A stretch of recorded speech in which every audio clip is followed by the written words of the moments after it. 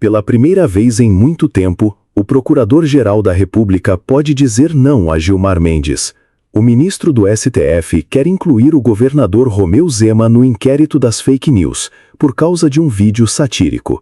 E o PGR, que historicamente nunca resistiu às pressões do ministro, desta vez está sendo orientado a engavetar o pedido.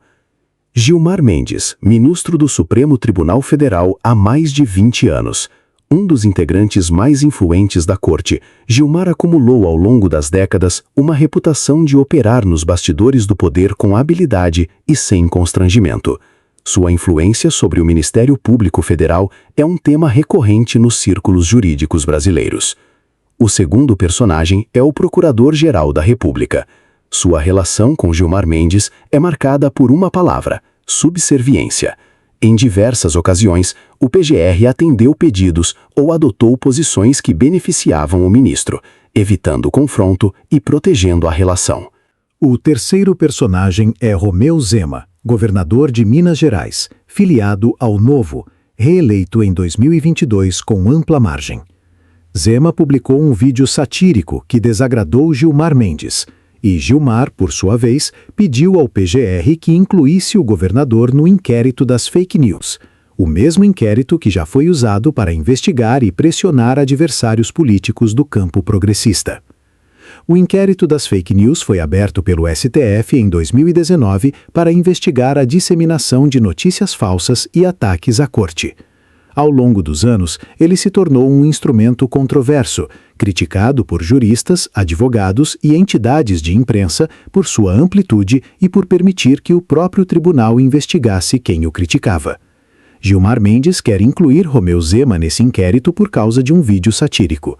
O pedido foi encaminhado ao PGR, que tem o papel de analisar se há base jurídica para a investigação.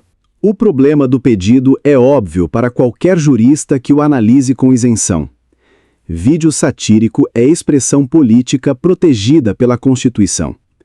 Incluir um governador eleito num inquérito por fazer sátira de um ministro do STF é uma medida que não resistiria ao escrutínio público e que colocaria o PGR numa posição extremamente vulnerável perante a imprensa, a opinião pública e os próprios colegas do Ministério Público. A novidade desta situação é exatamente essa. Pela primeira vez, há sinais de que o PGR vai resistir ao pedido de Gilmar Mendes. Para não se expor, o PGR pode ainda usar uma estratégia que já utilizou antes: delegar a assinatura do pedido a outro membro da PGR. Dessa forma, o desgaste não recai diretamente sobre ele, mas o efeito prático é o mesmo: o pedido de Gilmar não avança. O que mudou? 2 fatores explicam essa mudança de postura. O primeiro é o isolamento do pedido. Gilmar Mendes está agindo de forma individual neste caso. O pedido de inclusão de Zema não tem o respaldo da maioria dos ministros do STF.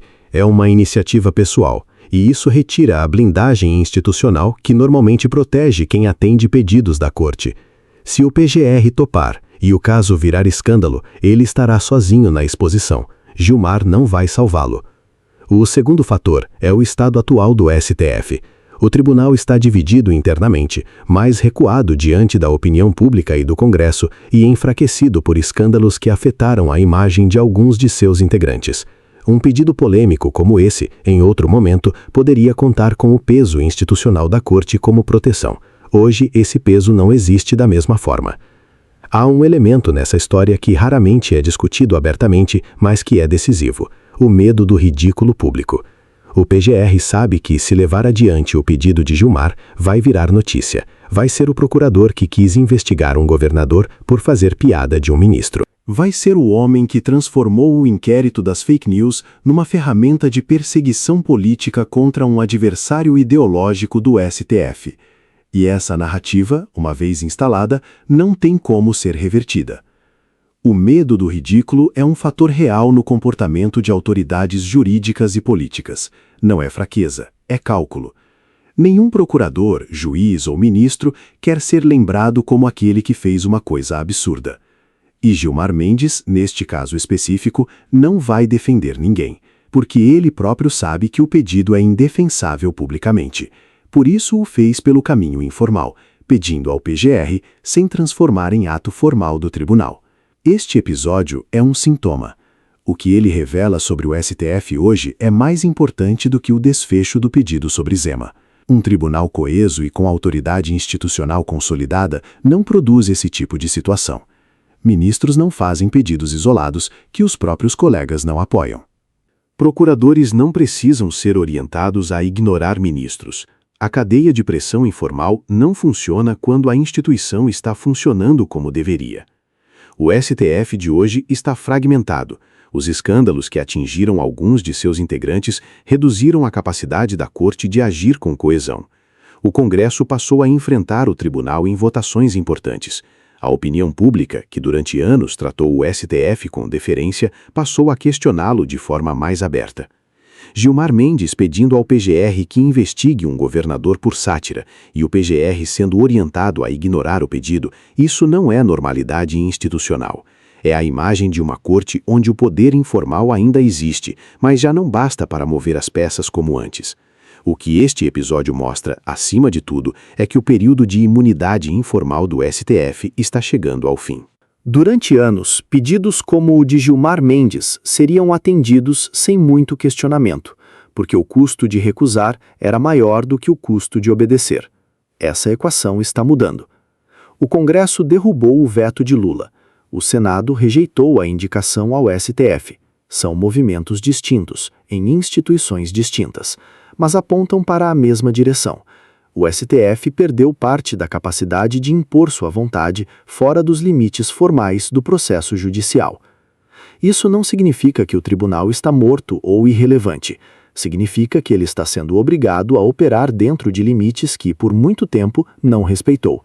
E esse processo de redimensionamento, por mais turbulento que seja, é o que uma democracia saudável exige de qualquer instituição. O pedido de Gilmar Mendes sobre Zema pode não ir a lugar nenhum. Mas o episódio já produziu seu efeito mais importante. Revelou publicamente que a influência informal de ministros do STF sobre o Ministério Público tem limites, e que esses limites estão sendo testados com mais frequência do que nunca. Se este vídeo te ajudou a entender o que está acontecendo nos bastidores do poder jurídico brasileiro, compartilha e inscreva-se no canal para não perder os próximos vídeos.